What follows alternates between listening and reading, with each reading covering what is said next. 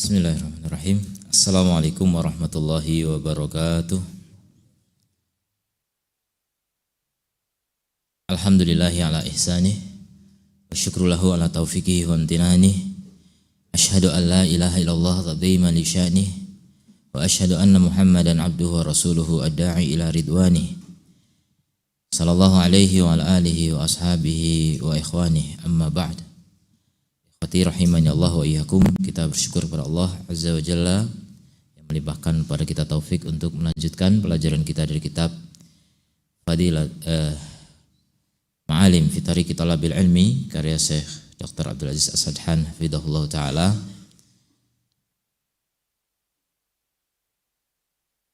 Masih dalam pembahasan tentang kitab-kitab yang sebaiknya dibaca untuk menjadi penyemangat dalam menuntut ilmu dan juga menjelaskan bagaimana thariqah atau cara metode belajar yang benar, atau lebih tepatnya kitab-kitab yang pertama-tama untuk dibaca oleh para penuntut ilmu sebelum mengkaji ilmu yang lebih tinggi, yaitu khususnya ilmu hadis. Kitab yang ke-9, qala rahimahullah hafidhahullah, ba'da dzalika kitabun fi al-mustalah. Setelah itu kitab dalam mustalah hadis. Darastuhu fil ma'had al-ilmi, yang aku dulu pelajari di ma'had al-ilmi, bahwa kitabun mustalahul hadis katabahu asy-syekh Muhammad bin Shalih bin Utsaimin rahimahullahu taala bislubin mukhtasarin, ditulis oleh Syekh Utsaimin rahimahullah dengan metode yang ringkas. Wa ba'duna yuhaqqiru muqarrarati dirasah, sebagian kita ada yang meremehkan kurikulum belajar di ma'had, wa yuzahidun nas fiha, dan membuat orang zuhud terhadapnya, ya. Artinya ya meremehkan kitab-kitab yang ada gitu. Wa hadza la yakhlu min ahadi amrayn, dan ini tidak kosong dari salah satu dari dua perkara. Yang pertama imma kasalun, kemalasan. Yang kedua au jahlun, kebodohan. Li'anna hadhil muqarrarat, karena kurikulum ini laisat minat Taurah wala minal Injil, bukan berasal dari Taurat ataupun Injil al-muharrafaini yang sudah dirubah. Bal qawaiduhuma fil jumlah ma'khudah minal Qur'ani was sunnah, bahkan kaidah-kaidah yang ada dalamnya secara global diambil dari Al-Qur'an dan As-Sunnah. Wa man darasa fil kulliyati asy-syar'iyyati, siapa yang belajar di kuliah syar'iyah, yatadzakkaru annana darasna fiha mawad ilmiyah, dia akan ingat bahwasanya kita itu belajar di sana materi-materi ilmiah, wa mawadi al-ilmiyah, dan tema-tema ilmiah. Ya'saful insanu ala adami muraja'atiha laha, yang manusia akan menyesalkan atas karena tidak murajaah terhadap materi-materi tersebut. Wa idza tasaffaha al-insanu mudzakirat, kalau seseorang membuka kembali mudzakirat, ya, buku-buku rujukan ya dalam belajar, allati katabaha, atau mudzakirat yang dia tulis sendiri, ya, allati katabaha, jadi buku pengingat, buku catatan itu yang dia tulis. Ra'a ajaban, dia akan melihat keajaiban. Nadaran li zuhdina fi ayyami dirasah, karena dia melihat zuhudnya kita di hari-hari belajar. Maksudnya pas belajar dulu tulisannya sedikit, enggak banyak nulis gitu kan. Meremehkan karena udah tahu. Banyak orang belajar begitu. Pas dengar udah pernah, udah tahu. Tapi ketika ditanya bingung lagi gitu. Apa ya waktu itu gitu. Dan enggak ada catatan. Kalau dia punya catatan biasa diulang. Dan semakin kita mengulang, semakin kita menguasai gitu. Jadi belajar itu bukan soal banyaknya membaca, bukan soal banyaknya duduk di majelis ilmu, tapi soal penguasaan. Itu sebenarnya yang lebih penting. Dan penguasaan itu diperoleh dengan pengulangan. Makanya ngapain kita nyatat gitu. Karena kita sadar bahwa otak kita itu enggak langsung hafal gitu. Sedangkan ulama dulu yang hafalannya kuat sekali dengar bisa hafal, mereka saja mencatat. mudzakirat ya, pengingat, buku catatan untuk pengingat. Mereka mencatat, bahkan sampai mengatakan al-hifdzu khawan. Hafalan itu pengkhianat. Maksudnya biar memotivasi diri agar mau mencatat gitu. Jadi saya udah hafal gitu. Ternyata hari kemudian lupa gitu. Sebulan, setahun, 10 tahun kemudian hilang. Karena nggak ada catatan. Itu artinya apa? Hafalannya mengkhianati dirinya. Jadi al-hifdzu khawan. Hafalan itu pengkhianat. Jangan terlalu percaya dengan hafalan antum sendiri gitu. Catat. Ya, yakinlah bahwa catatan itu di kemudian hari pasti ada manfaatnya. Saya pribadi masih punya catatan-catatan ketika masih awal ngaji sunnah. Catatan di tahun 97 gitu. Masih ada. Jangankan itu ya, catatan sekolah pun masih ada. Buku-buku sekolah masih ada sebagian itu. SMP itu. Artinya itu bisa jadi kenangan juga gitu. Bisa jadi contoh juga mungkin untuk anak cucu kita nih, dulu kakek nulis nih gitu. Mungkin gitu. Kemudian hari bisa jadi contoh untuk anak cucu kita gitu. Setidaknya kita ketika buka lagi kita tahu, oh waktu itu saya belum tahu ini makanya saya tulis ini. Sekarang alhamdulillah sudah tahu. Jadi perkembangannya kita tahu. Dan sebagian ulama mengatakan ilmu itu adalah apa yang baru. Jadi yang baru kita tahu itulah ilmu, makanya catat. Kalau baru tahu, bahkan sampai ke tingkat yang sudah tahu, saya katakan tadi, udah tahu, nggak usah catat. Udah tahu, nggak usah catat. Itu ngambang nanti pengetahuannya. Coba kalau dicatat, dia akan semakin kokoh dalam menguasainya.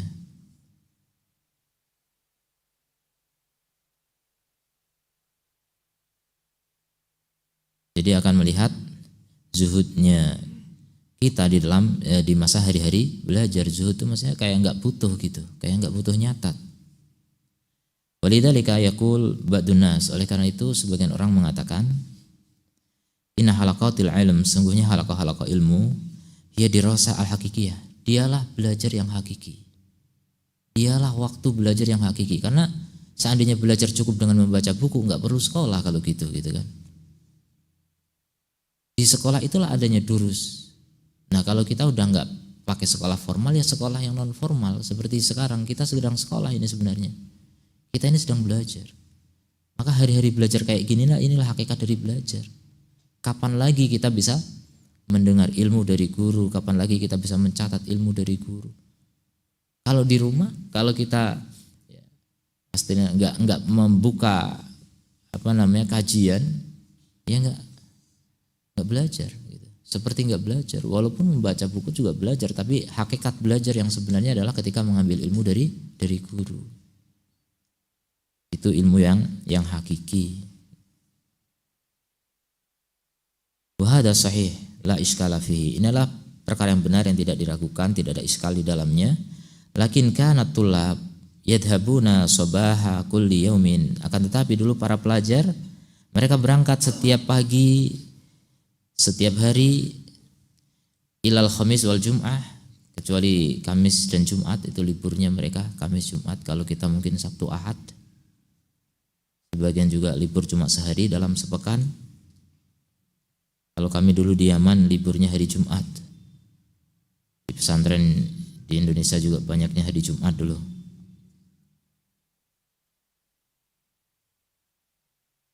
Ilal ma'ahid wal madaris, ke pesantren-pesantren atau di sekolah-sekolah, madrasah-madrasah, wal kuliah, di kuliah-kuliah, ditolak untuk mencari, untuk belajar, mencari ilmu, walisima'il ilm, dan untuk mendengarkan ilmu. Bima yakrubu min sitti sa'at yaumiyan, yang sekitar 6 jam setiap harinya. Jadi jam 8 sampai jam 2, ada bahkan yang lebih dari itu. Sekolah kita di sini ada yang dari jam 7 sampai jam 3, macam-macam. Belajar itu panjang, belajar itu lama, tapi mana hasilnya gitu? Kurang maksimal. Wa aina dhahaba dzalikal ilm? Kemana perginya ilmu itu? Wa aina barakatuhu, dan kemana keberkahannya? Kalau dihitung-hitung orang yang di pesantren gitu ya, dari SD, SMP, SMA itu berapa tahun? 12 tahun. 12 tahun setiap hari belajar pagi, petang, apalagi kalau pesantren gitu kan, malam juga masih belajar. Mana ilmunya gitu? Kemana mereka sekarang perginya? Kok enggak bermanfaat gitu? Keberkahan ilmunya seperti enggak bermanfaat. Karena ilmu keberkahannya itu selain diamalkan itu diajarkan gitu. Kemana mereka kok tidak mengajar? Padahal umat ini butuh sekali kepada para pengajar. Lulusan pesantren banyak, lulusan kampus Islam juga banyak gitu. Kemana mereka enggak belajar? Ya sebagian ustadz menyayangkan ada yang sibuk bisnis, travel, macam-macam. Akhirnya enggak sempat mengajar. Dan unik, saya dulu juga pernah punya kawan di masa belajar itu sudah bercita-cita tidak ingin mengajar. Cita-citanya udah gitu. Kok jadi cita-cita gitu? Maksudnya cita-citanya lain gitu. Saya enggak mau mengajar nanti gitu. Kenapa? Jadi ustadz itu ribut terus katanya. Dia melihat fenomena itu. Ya ada ustadz ribut, tapi banyak kan enggak ribut kok, biasa aja. Katanya ustadz ini rebutan mad'u, rebutan murid gitu. Enggak juga, enggak semua begitu. Bahkan kebanyakan enggak begitu juga. Tapi prinsipnya begitu. Terus antum mau apa gitu katanya. Saya mau jualan tahu aja lah gitu. Jualan tahu. Itu saya teringat omongan dia. Dan Allah alam sekarang sibuk apa, jualan apa, tapi yang saya tahu memang sibuk travel ya. Jadi ya lumayan hasilnya, mungkin kerja di travel ya.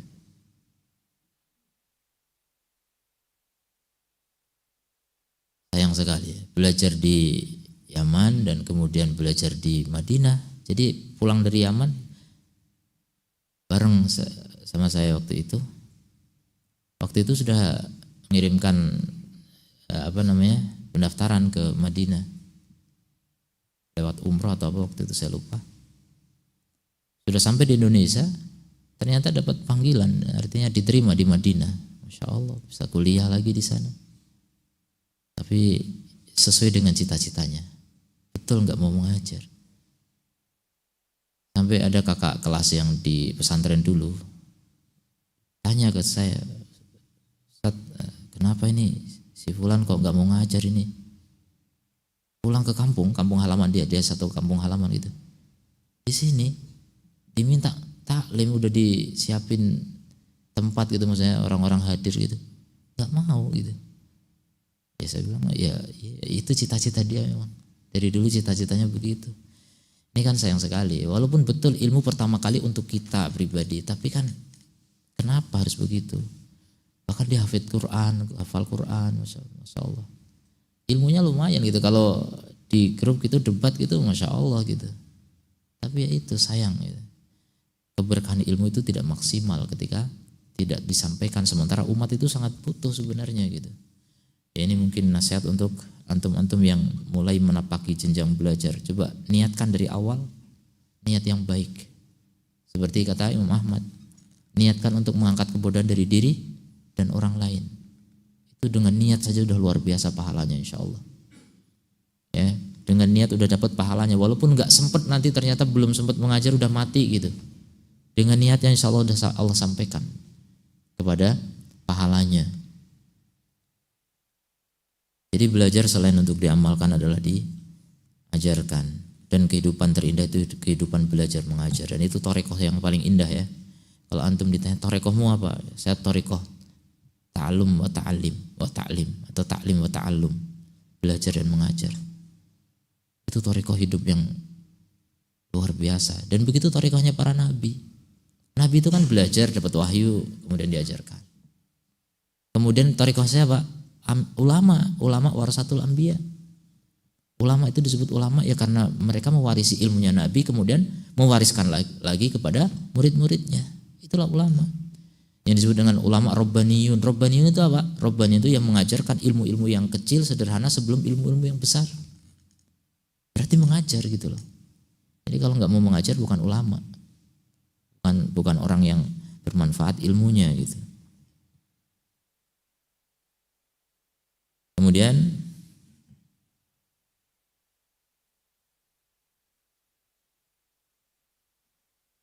fa'ina barakatuhu. Jadi di mana keberkahan ilmunya gitu. Belajar udah banyak. Ada yang dari SD di pesantren gitu, Masya Allah. Begitu gede malah cita-citanya lain gitu. Ya memang orang nggak dituntut semua jadi ustadz, orang nggak dituntut semua jadi ulama. Tapi coba lihat kenyataan gitu, realita. Umat ini sebenarnya lebih butuh kepada siapa gitu.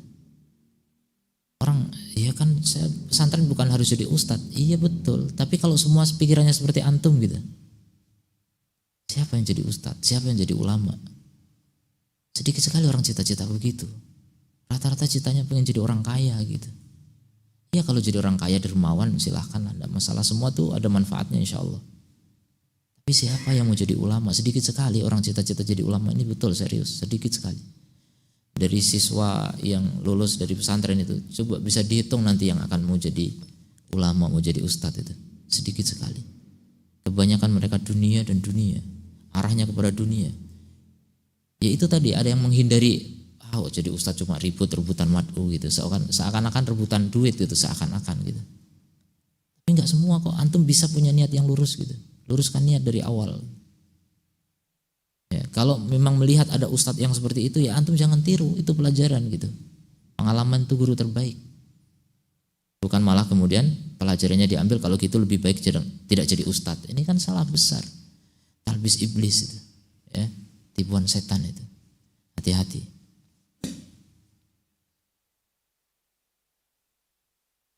Sangat dibutuhkan ya orang-orang yang mengajar. Kalau antum yang ngerti sunnah kemudian nggak mau mengajar, akhirnya masyarakat belajar kepada siapa?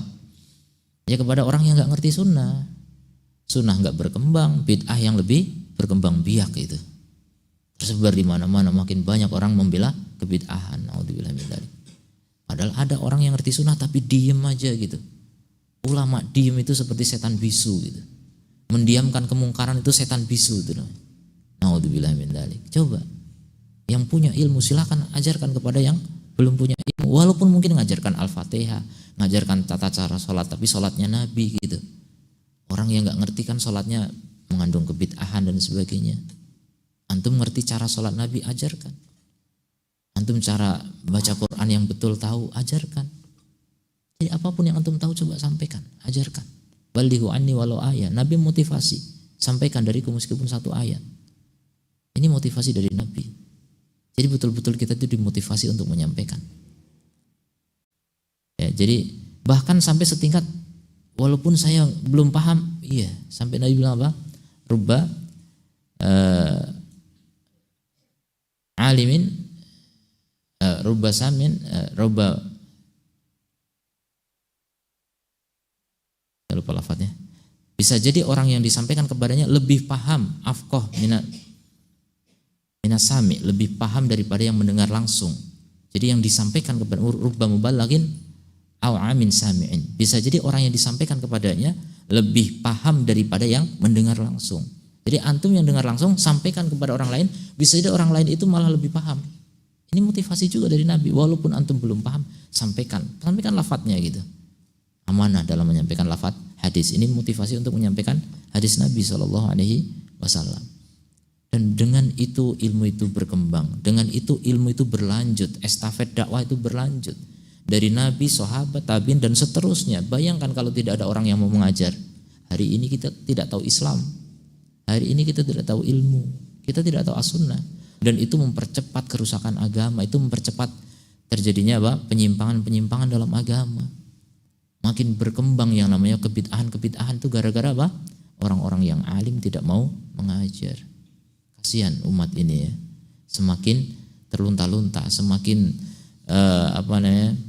terlantar gitu, nggak ada yang membimbing. Kan umat ini bisa baik itu ketika ada ulamanya gitu. Makanya tidak mungkin kami mengadab, kata Allah, wa anta fihim, sementara kamu ada di kalangan mereka, ada Rasul. Jadi keberadaan Rasul itu menghalangi adab Allah Ta'ala. Nah sekarang Rasul nggak ada, maka yang membentengi umat ini adalah para ulama, warasatul anbiya. Jadi dengan adanya ulama, umat ini terjaga dari kerusakan, terjaga dari bencana juga. Karena sebab bencana alam, bencana apapun dari Allah Ta'ala itu karena kerusakan manusia. Dan rusaknya manusia karena tidak mendengar ulama. Dan mau mendengar ulama dari mana? Ulamanya nggak mau menyampaikan, itu masalah gitu. Jadi masalah besar ketika ada orang alim tidak mau mengajar.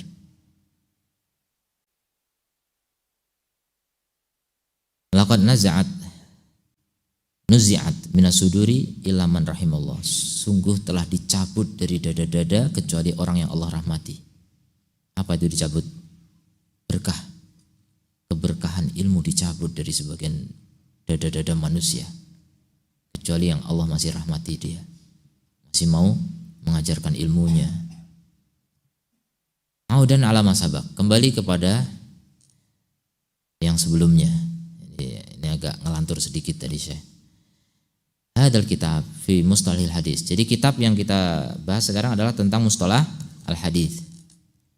Al-muqarrar ala tulabi tsani ats-tsanawi, yang menjadi kurikulum di tingkat kedua tsanawi. Tsanawi itu SMA kalau di sana ya. Jadi kelas 2 SMA bil ma'ahid al-ilmiyah, di ma'had-ma'had ilmi. Kitabun jami'un yafhamuhu al-mubtadi. Kitab yang mencakup dan dia dipahami oleh pemula, mudah untuk pemula. Nadharan li suhulati uslubi syekh, melihat kepada mudahnya metode syekh dalam menyampaikan ilmu, haitsu ta'ammada an yanzila ila mustawan yunasibu talibil ilmi al-mubtadi, di mana beliau turun sampai kepada tingkatan yang cocok untuk penuntut ilmu pemula. Nah, itu mustalah hadis karya Syekh Utsaimin rahimahullahu taala. Wa idza adafta ila mandumatil baikuniyah, dan jika kamu tambahkan kepada mandumah al-baikuniyah, tambahkan kepadanya mandumah al-baikuniyah, dan ini mandumah yang paling ringkas ya dalam masalah mustalah hadis dan sangat populer. Saking populernya banyak sekali ulama yang mensyarah kitab ini. Fahasan, maka itu bagus. Liana syi'r inda katsir minan nas ahwanu fil hifdi minan nathar. Karena bentuk syair, kalau kita sajak itu ya, puisi atau sajak, itu lebih mudah bagi kebanyakan manusia untuk dihafal ya daripada yang prosa, yang tulisan lepas gitu. Jadi yang bentuk sajak itu lebih mudah dihafal karena dia bersajak, lebih mudah dihafal. Dan orang Arab itu suka sekali menghafal syair-syair, mandumah itu dihafal. Mereka memang kekuatannya di hafalannya, banyak sudah hafal macam-macam, walaupun belum paham, hafal dulu gitu. Nanti memahaminya belakangan, tapi sudah hafal, dari kecil udah hafal. Makanya anak-anak TK di sana itu dendangnya itu mandumah Lamiyah Ibnu Taimiyah misalnya. Masya Allah dihafal. Bahkan yang menghafal Nuniyah Ibnul Qayyim dalam masalah akidah itu yang sampai lebih dari 5.000 bait. 5.000 bait itu dihafal. Jadi mereka suka menghafal yang bentuk bait, bentuk sajak.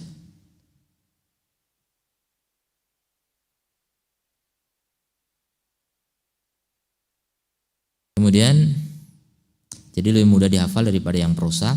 Liana syi'r, karena syair mukaffa, jadi dia mukaffa, jadi bersajak ya, terakhirnya sama. Wa mauzun, dan juga ada timbangannya. Kalau di kita suku katanya itu sama gitu. Jadi kadang-kadang ada orang bikin pantun tapi suku katanya tidak pas hitungannya, ya itu terserah. Aslinya sih harusnya pas, itu yang bagus gitu. Kemudian wala bahrin wahid, jadi satu sajak lah intinya. Wa rojas kadalika fa innahu yasulu ala talibil ilmi an yafadhaha, maka itu mudah bagi penuntut ilmu untuk menghafalnya. Itu bentuk apa? Mandumah. Wa mandumatul baikuniyah, khususnya mandumah al-baikuniyah, masyruhah, dia disarah bi'iddati syuruh, dengan syarah yang banyak, dijabarkan oleh ulama banyak sekali. Walakin, akan tetapi, idza hafidhaha talibul ilmi, apabila dihafal oleh penuntut ilmu, tsumma qara'a kitab syekh, kemudian dia membaca kitabnya Syekh Ibnu Utsaimin ini, waddahalahu, maka kitab itu akan menjelaskan untuknya masail katsira, masalah-masalah yang banyak, min masailil mustalah, dari masalah mustalah. Kitab yang ke-10, kitab al-usul min ilmil usul, wa huwa fi usulil fiqh, ini dalam usul fikih, wa muqarrar fi al-ma'ahid al-ilmiyah ala tulabi sanah ats-tsalitsah. Nah, ini untuk pelajar kelas 3 SMA ya, fi marhalati tsanawiyah. Katabahu aidan asy-syekh, ini ditulis juga oleh Syekh Ibnu Utsaimin rahimahullah. Wa hadzal kitab aidan nazala fihi syekh, kitab ini juga syekh turun ila ashali uslub, kepada pengungkapan yang paling mudah. Bihaitsu yasulu ala kulli man qara'a, di mana mudah bagi setiap orang yang membaca an ya'iya ma dzakarahu syekh, untuk memahami apa yang disebutkan oleh syekh. Sangat mudah ya, walaupun belum dijelaskan guru insya Allah bisa paham. Tapi kalau belum paham ya belajar dengan guru, insya Allah akan lebih paham lagi. Kemudian yang ke-11, kutubul fatawa. Ini yang terakhir ya, kitab-kitab fatwa. Ini menjadi bacaan penting bagi penuntut ilmu karena biasanya kitab-kitab fatwa ini nggak dipelajari di majelis biasanya. Tapi ada juga, saya dulu di Yaman juga, Syekh Aiman itu membacakan fatwa Al-Majmu' Tsamin, fatwa Ibnu Utsaimin rahimahullah taala. Dibacakan, belajar ngaji itu ngaji fatwa gitu. Itu langka di Indonesia, saya belum tahu ada atau enggak. Jadi kita ngaji fatwa rutin.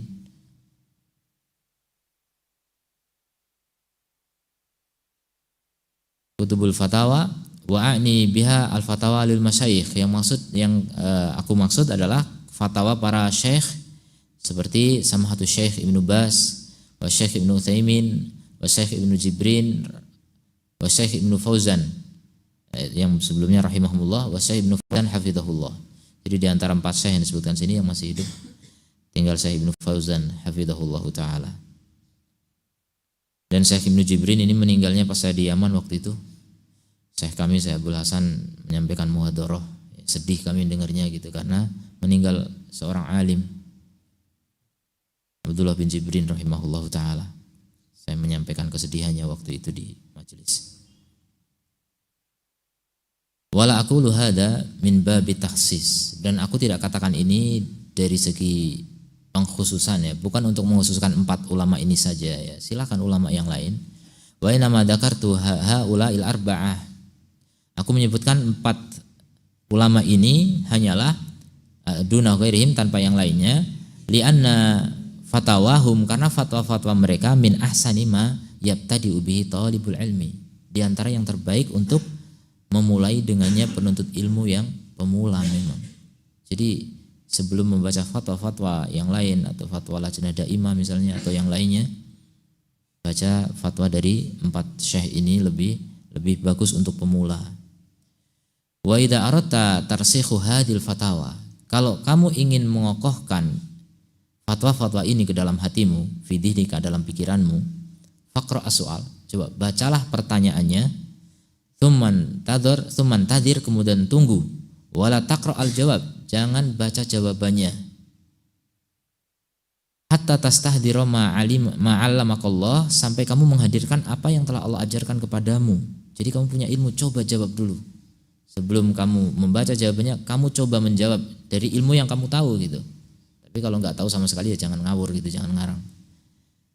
Wahris ala anta'tiya bil jawab, jadi bersemangatlah untuk mendatangkan jawaban mimma indaka, dari dirimu sendiri, minal ilm, ya, dari apa yang kamu punya dari ilmu.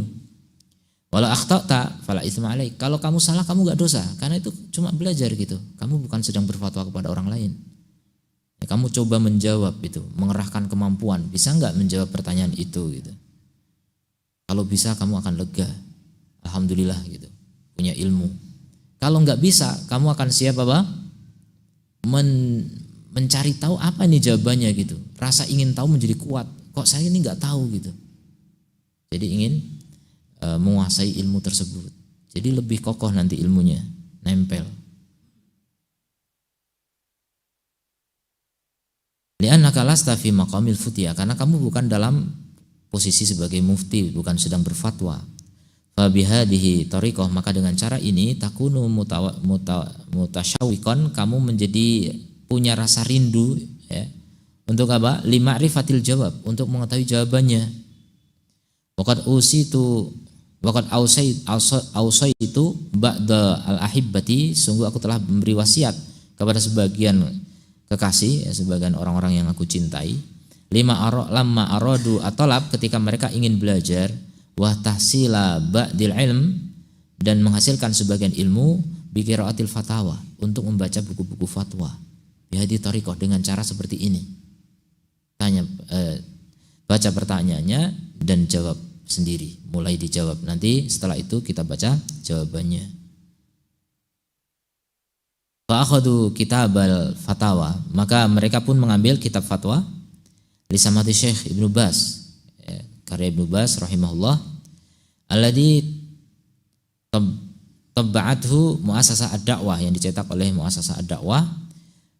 Bahkan ahaduhum yaqra'u su'al, salah satu dari mereka membaca pertanyaan, tsumma kullu wahidin minhum yujibu, kemudian setiap orang yang lainnya menjawab sesuai dengan apa yang dia punya dari ilmu, dan itu tidak dosa bagi seorang pun, wala ya'tham ahadun, insyaallah ya, insyaallah tidak ada dosa. Kenapa? Li'anal maqam laisa maqamu futiyah, karena kedudukannya bukan sedang berfatwa. Li'annahu min babi tarhil mas'alah, karena ini masuk kategori menyampaikan permasalahan atau soal, listikhraji ma indahum, untuk mengeluarkan apa yang mereka punya.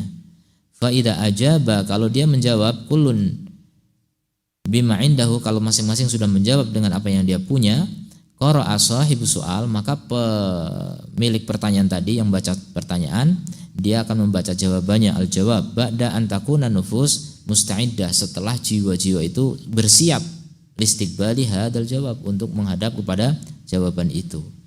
Fa idza sami'ahu talib, kalau seorang murid mendengarnya, talibul ilmi, zada rusukhul jawab, maka bertambah rusukhul jawab, ya, kekokohan jawaban, fi dhihnihi, di dalam jiwanya, di dalam pikirannya. Wadil fatwa, dan fatwa-fatwa ini fahmuha mutayassirun, memahaminya itu mudah, ya, fatwa itu mudah dipahami. Lianana na'ishu fi mujtama' wahid, karena kita hidup di masyarakat yang satu, wa na'ishu baina unasin, dan kita hidup di antara manusia, iskalatuhum takadu takunu mutasawiyah, problematika mereka hampir-hampir sama saja. Jadi pertanyaan-pertanyaan manusia itu ya seputar itu gitu. Kalau orang bisa baca fatwa, dia akan tahu jawaban-jawaban para ulama untuk problematika umat, ya rata-rata hampir sama problemnya. Bertanya masalah rumah tangga lah, bertanya masalah jual beli misalnya, bertanya masalah macam-macam, itu ya banyak berulang pertanyaan itu. Wal fal ajab, yang aneh, anak kata jadi soal, kamu dapati pertanyaan ya takarraru alaina, yang berulang atas kita, sering kita dengar pertanyaan itu, asyarat al-marrat, ya, berpuluhan kali bahkan. Nadaran li kathrati soal annas, melihat dengan banyaknya pertanyaan manusia anhu, tentang hal itu, wali umumil balwa bihi, dan juga meratanya kasus itu di tengah masyarakat. Wa ma'adhalika, tapi bersama itu, ya takhabbatu aktsaruna fil jawabi anhu, serampangan kebanyakan dari kita dalam menjawabnya, enggak tepat, enggak sesuai dengan jawaban ulama.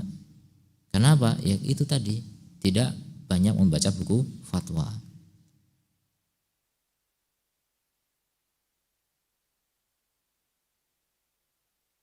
Ahris ala qiraati hadil fatawa, maka bersemangatlah untuk membaca buku-buku fatwa ini. Khususan idza kanat mashubatan bidalil, khususnya lagi kalau dia bersahabat dengan, ditemani dengan dalil. Jadi fatwanya tidak sekedar fatwa tapi ada dalilnya juga. Itu lebih menguatkan lagi. Hatta tuzilu al-jahla an nafsik, sehingga kamu bisa menghilangkan kebodohan dari dirimu. Fahadi ba'dul kutub, inilah sebagian kitab-kitab al-muhimmah yang penting. Fahris ala iktina'uha, maka bersemangatlah untuk memilikinya, wa qiraatiha, dan membacanya, jangan hanya dimiliki. Kama bayantu laka sabiqan, sebagaimana aku jelaskan kepadamu sebelumnya. Itu perkara pertama yang penting yang disampaikan oleh saya berkaitan dengan kehidupan seorang penuntut ilmu. Jadi membaca kitab-kitab yang terpenting terlebih dahulu. Ini masuk kategori masalah aulawiyat fit thalab, ya, skala prioritas dalam belajar. Jadi sebelum membaca macam-macam, sebelum belajar yang aneh-aneh, pelajari dulu kitab-kitab terpenting itu. Ada 11 disebutkan, ya, dan itu ya, sebagian tebal sekali, ya. Fatwa ini tebal, ya. Tapi itu bacaan ringan gitu. Walaupun tebal, dia bacaan ringan. Dan itu konsumsi umat, konsumsi orang awam. Orang awam pun bisa paham gitu maksudnya. Tapi yang tahu bahasa Arab, ya. Saya kira belum diterjemahkan, ya, kitab-kitab fatwa tersebut. Atau mungkin ada yang tahu diterjemah, ya silakan pakai terjemahannya. Tapi kalau tahu bahasa Arab lebih bagus. Makanya ya kalau bagi orang ajam, bagi orang Indonesia seperti kita yang nggak tahu bahasa Arab, bukan bahasa ibu kita, maka belajar pertama kali belajar bahasa Arab. Kita nggak bisa membaca buku-buku yang disebutkan tadi kalau kita nggak tahu bahasa Arab. Taruhlah sebagian udah ada terjemahan seperti Riyadhus Shalihin misalnya, banyak terjemahannya, bahkan sampai syarahnya pun sudah diterjemah. Tapi mau sampai kapan kita mengandalkan terjemahan gitu? Nanti kalau ada kitab yang belum terjemah kita nggak bisa paham gitu. Jadi penting sekali orang memahami bahasa Arab. Penuntut ilmu yang mulai layak disebut sebagai penuntut ilmu adalah dia tahu bahasa Arab dan dia mau menghafal. Itu dua ciri yang saya sebutkan. Penuntut ilmu itu begitu. Belajar bahasa Arab, paham bahasa Arab, kemudian apa? Mau menghafal ilmu. Kalau belum mengumpulkan dua hal itu masih disebut penonton ilmu ya. Ya masih ngaji nguping, namanya ciping ya. Sekarang permasalahan yang kedua, amtsilah li syahdil himmah. Contoh-contoh untuk menyeret cita-cita, untuk meninggikan cita-cita. Jadi banyak orang yang belajar tuh lemah, malas gitu, karena cita-citanya rendah. Cita-cita itu banyak ya, segala keinginan lah intinya ya. Cita-cita ada cita-cita tertinggi, cita-cita jangka panjang, menengah, jangka pendek itu semuanya butuh cita-cita. Target, pencapaian, tujuan penting. Orang hidup nggak punya target, nggak punya tujuan itu yang ngawur, serampangan, ngikuti angin berhembus. Dan itu ciri-ciri orang nggak punya prinsip ya. Hidup itu harus punya cita-cita biar kita kokoh melakukan sesuatu, tegar gitu. Ketika ternyata tidak ada kawan, ketika ditinggalkan banyak orang, antum tetap tegar karena antum punya cita-cita gitu. Nah itulah yang membedakan antara orang hebat dengan orang biasa. Itu pada cita-citanya. Kenapa ada orang hebat itu? Karena cita-citanya tinggi dan kuat memegang cita-citanya, nggak gampang goyah, punya prinsip. Tapi orang yang nggak punya cita-cita itu nggak punya prinsip. Ya seperti orang biasa saja gitu, mengikuti arus, ya, mengikuti angin berhembus, mengikuti air mengalir gitu. Dan itu bukan kehidupan yang mulia. Adkuruha, aku sebutkan, lianha tu'inu ala tarkil ya'si wal kunut, karena dia membantu untuk meninggalkan apa? Putus asa, putus harapan. Jadi orang lemah untuk meraih keinginannya karena apa? Cita-citanya lemah, cita-citanya rendah. Wala adami ihtiqari dzat, dan agar tidak meremehkan diri sendiri.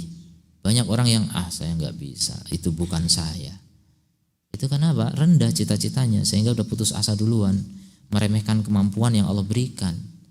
Antum termasuk tidak mensyukuri nikmat kalau begitu. Kita semua diberi waktu yang sama. Ya nggak ada yang beda waktunya. Mungkin kecerdasan sedikit berbeda, tapi kecerdasan bisa diasah. Ya. Kemudian kesungguhan itu kembali kepada kita masing-masing. Mau nggak bersungguh-sungguh? Manjada wajada. Siapa yang bersungguh-sungguh, dia dapat. Liana ba'dun nasi yuqannitu nafsahu. Sebagian orang membuat putus asa terhadap dirinya sendiri, wa yuthabbituha, bahkan menghalangi dirinya untuk maju. Jadi membuat tembok di hadapannya yang enggak bisa ditembus. Naudzubillah min dzalik. Ya, sebagian orang punya mental begitu. Ini bahaya seperti itu. Ya, ini harus dinasihati, harus diluruskan. Ya, ini diantara nasihat Syekh di sini, ingin menasihati orang-orang yang punya mental block ya. Terhalang gitu mentalnya gitu, nggak mau berkembang. Sudah orang kehilangan apa? Cita-cita. Tidak sedikit orang kehilangan cita-cita. Yang paling bahaya kalau itu masih muda gitu. Kalau orang udah tua ya mungkin adalah cita-citanya mati, ya udah, cita-citamu mati. Udah tua wajar gitu. Masa masih muda begitu? Masih muda itu harus punya cita-cita yang jelas. Saya pernah tanya ke anak saya, kamu apa cita-citanya? Saya nggak punya cita-cita. Ya Allah, Masya Allah, nggak punya cita-cita. Terus kenapa kok kamu masih hidup? Ya saya juga nggak tahu katanya. Sampai ke tingkat itu pernah begitu. Tapi alhamdulillah dengan belajar ketemu kawan-kawan yang soleh, alhamdulillah sekarang udah mulai punya cita-cita. Ayah doakan, minta doa itu udah mulai punya cita-cita berarti alhamdulillah.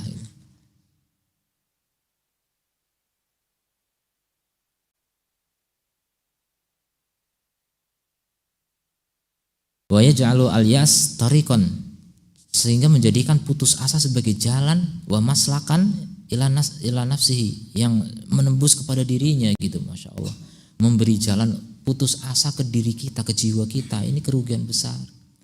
Muslim itu nggak boleh putus asa ya. Wala yai'asu min rauhillah illa al-qaum al-kafirun. Coba, tidak putus asa ya terhadap rahmat Allah kecuali kaum yang kafir. Hati-hati orang putus asa itu kafir. Jadi dikira kafir itu cuma mereka gitu. Bisa jadi di antara kaum muslimin yang sudah betul-betul putus asa, nggak punya cita-cita apa-apa gitu. Itu kaum kafirun kata Allah. Naudzubillahi min dzalik. Maka muslim itu harus punya cita-cita. Minimal cita-cita yang masuk surga itu minimal gitu. Yang maksimal apa? Kalau itu minimal. Yang maksimal firdausil a'la itu maksimal. Surga kan bertingkat-tingkat gitu. Minimal ya saya nempel di surga paling bawah lah gitu. Itu minimal. Tapi kalau cita-cita cuma segitu, kepleset sedikit langsung neraka itu ya. Cita-cita jangan tanggung-tanggung gitu. Jadi cita-cita yang tinggi meleset sedikit ya di bawahnya gitu. Tidak masalah, masih di surga juga. Tapi kalau udahlah saya masuk surga paling bawah aja gitu. Itu kalau nyasar itu ke neraka ya.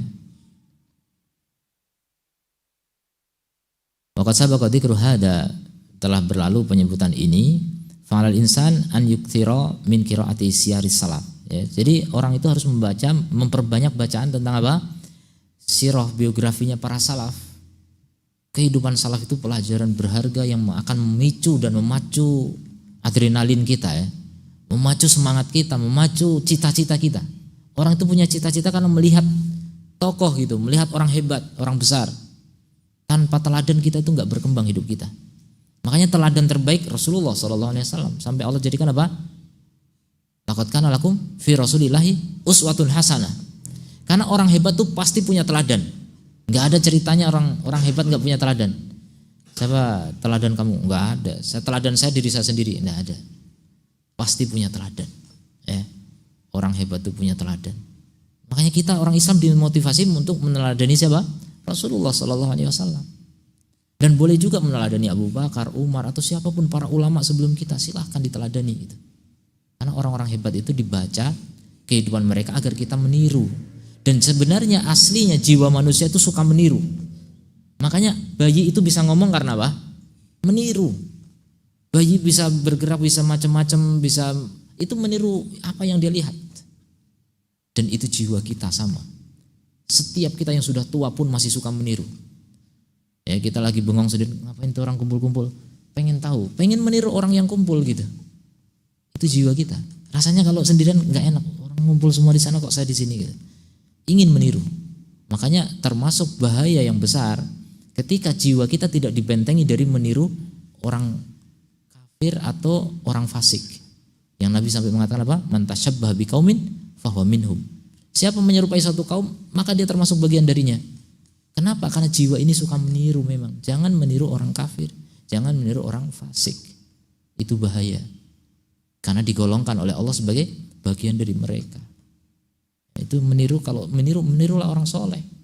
Meniru orang-orang hebat ya, yang telah Allah contohkan di Al-Quran. Rasul contohkan dalam hadis-hadisnya banyak. Para salaf kehidupan mereka itu adalah teladan semua bagi kita.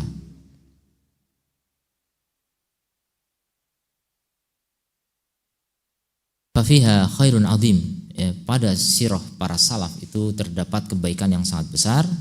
Lita'rifa qadra nafsika, agar kamu tahu kadar dirimu ya. Kita bisa tahu diri juga ketika kita enggak ngaca kepada orang hebat dulu, kita merasa hebat gitu. Oh, saya udah paling hebat. Saya udah paling pinter di kampung ini. Jago kampung itu, jago kandang itu. Itu bahaya. Maka coba mengaca kepada ilmunya orang dulu, Masya Allah. Kita ini sangat jauh.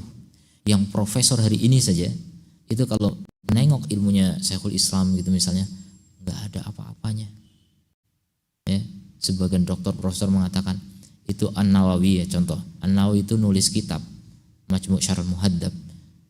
Itu seandainya sekarang seluruh profesor dikumpulin untuk bekerja sama menulis seperti kitab itu nggak akan mampu. Coba lihat ilmunya orang dulu itu beda dengan orang sekarang gitu. Jadi kita nggak sombong gitu. Kita tahu diri. Betapa bodohnya kita gitu. Makanya orang itu belajar itu ada langkahnya kan. Langkah pertama itu sombong. Pasti orang-orang baru belajar itu sombong. Ya, orang baru ikut perguruan pencak silat itu kemana-mana nantang kelahi. Ya, baru tahu dia. Padahal gurunya, suhunya itu nggak pernah nantang-nantang orang gitu. kalem, dicaci maki orang juga diem gitu. Itu orang yang berilmu tinggi malah begitu gitu. Kesaktiannya luar biasa, itu malah tahan gitu. Tapi orang yang baru belajar bela diri itu maunya nyenggol-nyenggol orang tuh, ya, cari masalah itu. Karena baru belajar itu begitu. Sama ilmu agama juga gitu. Orang kalau baru tahu itu maunya orang lain semua harus tahu kalau saya itu tahu gitu. Kemana-mana pamer ilmu, kemana-mana nantang debat itu orang baru belajar. Langkah pertama segitu. Kalau dilanjutkan lagi belajar terus, langkah kedua, maka dia menjadi orang yang tawadu, tunduk. Pepatah kita mengatakan padi makin berisi makin merunduk. Itu makin berisi, betul. Berisi ilmu. Orang kalau berisi ilmu makin merunduk, makin tawadu. Itu langkah kedua. Terus belajar terus. Akhirnya langkah ketiga jadi apa? Jadi apa ketiga? Jadi merasa tidak tahu apa-apa. Itu puncaknya ilmu. Kalau antum sudah merasa, saya masih bodoh sekali, saya harus terus belajar. Itu antum langkah ketiga sudah. Jadi kalau antum merasa nggak tahu apa-apa, itu sudah langkah ketiga. Antum sudah langkah yang keberapa sekarang? Udah ketiga ya? Masya Allah, luar biasa. Udah melewati semua langkah.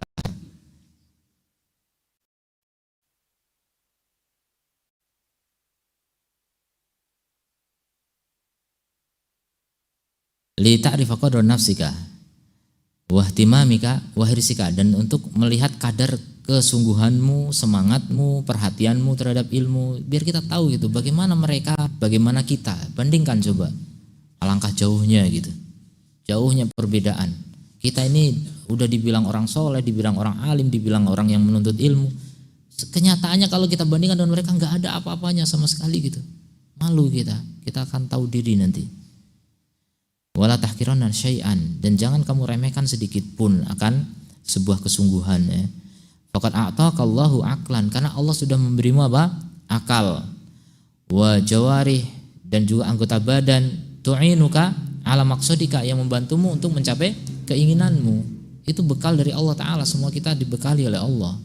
Kita punya mata, punya telinga, punya hati. Agar apa? La'alakum tashkurun, agar kalian bersyukur. Itu mata, telinga, hati, itulah sumber ilmu dari situ. Ya, kita dapat ilmu itu karena punya mata, punya telinga, punya hati. Coba kalau nggak punya mata, belajar cuma pakai telinga, itu sangat terbatas. Coba nggak punya telinga, nggak bakal bisa belajar. Nggak punya telinga, nggak punya mata, atau punya tapi nggak berfungsi gitu, itu nggak bisa belajar. Makanya disyukuri.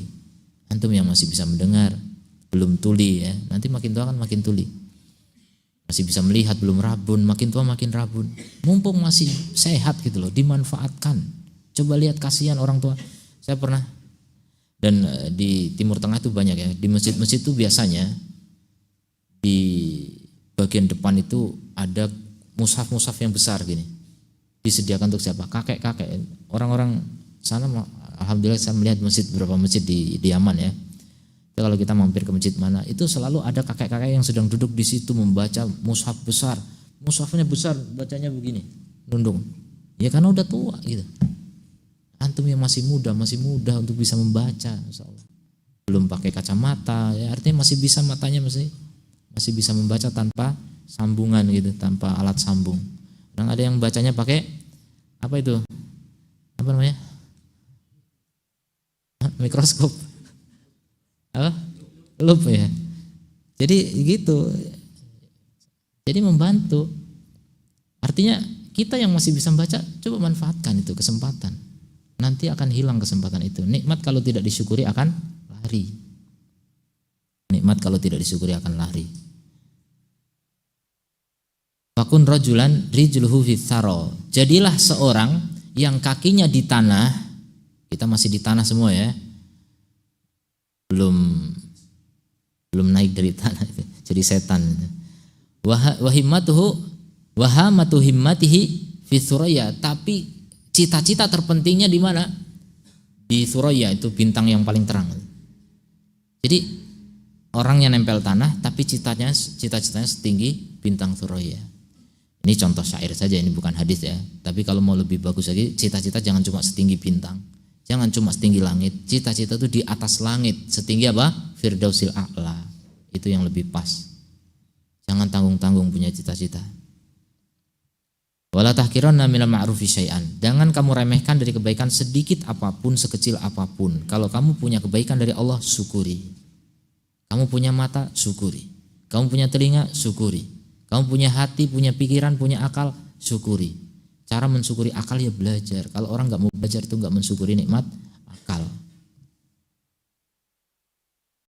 Baina ba'dun nasi tashhadu himmatahu kalimah wahidah. Karena sebagian manusia ada yang terlecut himmahnya hanya dengan satu kata ya. Wa taf'alu fi nufusihim afa'il, tapi berpengaruh pada jiwanya ya, pengaruh yang banyak.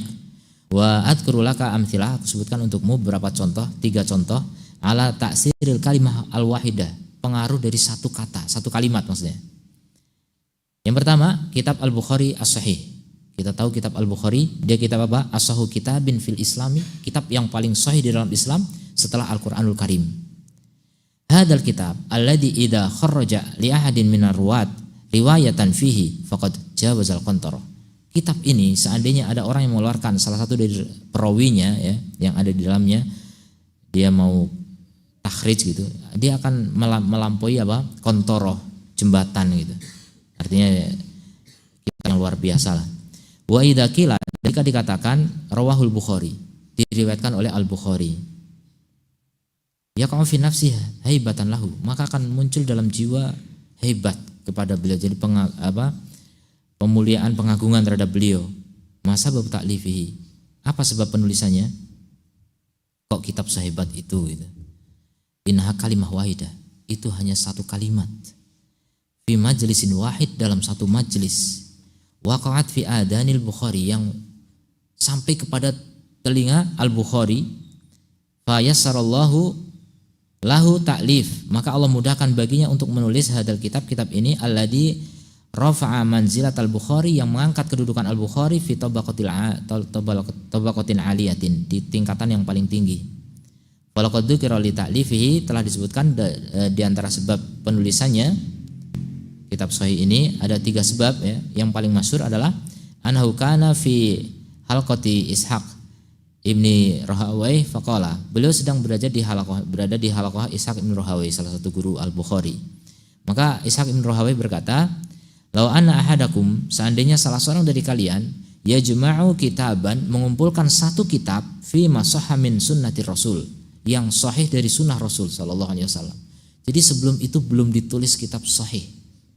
Ya, sebelumnya masanid yang banyak. Musnad itu cuma mengumpulkan hadis berdasarkan sahabat ya, Abu Hurairah kumpulin semua, Ibnu Umar kumpulin semua, Anas bin Malik kumpulin semua. Itu namanya kitab musnad. Nanti ada kitab sunan. Kalau kitab sunan itu dikumpulin berdasarkan tema-tema fikih, judul-judul fikih gitu. Kitab Thaharah, kitab salat gitu, dan seterusnya. Nah, yang ngumpulin sahih belum ada. Makanya Ishaq bin Rahawai berandai-andai sampaikan kepada muridnya, satu kalimat itu ternyata menimpa telinga Al-Bukhari, sampai ke telinga Al-Bukhari. Qala Ishaq fa waqa'a dzalika fi nafsil Bukhari, masuk ke dalam jiwa Al-Bukhari. Fasanafa hadzal kitab, maka dia pun menulis kitab ini yang agung ini, alladzi asbaha ashah kutubin, yang menjadi kitab yang paling sahih kutubis sunnah, dari kitab-kitab sunnah alal itlaq, secara mutlak. Jadi ulama sunnah sepakat bahwa tidak ada kitab yang lebih sahih dari Al-Bukhari. Kemudian contoh yang kedua, Al-Imam Ad-Dahabi. Ad-Dahabi ini salah satu murid dari Ibnu Taimiyah rahimahullahu taala. Hadal Imam Al-Fahl, ini imam yang jantan ya, jago gitu. Alladzi yaqulu anhu As-Subki, dikatakan oleh As-Subki, amma ustadana, adapun ustad kita ini Abu Abdullah, fabasarun la nadhira lahu, maka dia adalah pandangan yang tidak ada bandingan baginya. Wa kanzun huwa huwal malja'u, dia adalah perbendaharaan yang menjadi rujukan, menjadi tempat berlindung gitu. Idza nazalat ala mu'dilah, kalau turun kesulitan. Imamul wujud hifdon, dia adalah pemimpin di alam wujud ini dalam masalah hafalan. Wadhabul asri maknan walafdon, dan dia emasnya masa kini secara makna maupun lafad. Wa syekhul jarh wa ta'dil, gurunya jarh wa ta'dil. Wa rajulul rijal, dan rajulul rijal, pemimpin para rijal, fi kulli sabilin, di setiap jalan. ka'annama jama'atil ummah, seakan-akan terkumpul umat fi su'idin wahid, di satu tempat. Fanadaraha, kemudian Ad-Dhahabi melihat mereka semua. Tsumma akhadha, kemudian dia mulai yukhbiru anha, mengkhabarkan tentang masing-masing orang, ikhbar ma hadaraha, man hadaraha, kabar dari masing-masing yang hadir. Artinya orang yang sangat menguasai jarh wa ta'dil. Setiap ulama yang ada sebelumnya dari para perawi hadis itu beliau sangat kuasai. Sabab talabihi, sebab beliau menuntut ilmu hadis adalah satu kalimat. Yaqulu huwa binafsihi anil Imam Al-Barzali. Beliau sendiri yang cerita tentang Al-Imam Al-Barzali. Inna ulama ra'a khattahu. Imam Al-Barzali ini salah satu gurunya. Ketika melihat tulisan beliau, ya, tulisan tangan beliau, dulu nggak ada ketikan ya. Qala, maka Al-Barzali berkata, inna khattaka hada yushbihu khattal muhadditsin. Tulisanmu ini mirip tulisan ahli hadis, para ahli hadis. Itu masih belajar, masih kecil, mendengar kata-kata itu. Kemudian apa? Qala fahabbaballahu ilayya ilmal hadis, maka dengan itu Allah membuatku cinta kepada ilmu hadis dan betul menjadi ahli hadis yang luar biasa. Fa fandur mada fa'alat hadil jumlah. Coba lihat bagaimana pengaruh dari kalimat itu pada Imam Ad-Dhahabi. Faqad shara min a'immatil hadis, dia menjadi salah satu dari imam hadis, wa hufadhihi, dan ahli dan hafidnya ya, hafid hadis, wa nuqad, bahkan kritikus hadis. Ini tingkatannya tinggi sekali. Kalau hafid ya, di dalam ilmu hadis ada gelar al-hafid, itu minimal hafal 100.000 hadis dengan sanadnya. Minimal itu disebut sebagai apa? Al-hafid. Jadi mereka punya gelar-gelar. Ada yang nanti paling tinggi Amirul Mukminin fil hadis seperti Az-Zuhri. Kemudian yang ketiga, contoh yang ketiga, dan ini agak panjang ya. Saya kira kita baca insyaallah pada kesempatan yang akan datang. Subhanakallahumma bihamdika asyhadu an la ilaha illa anta astaghfiruka wa atubu ilaik. Assalamualaikum warahmatullahi wabarakatuh.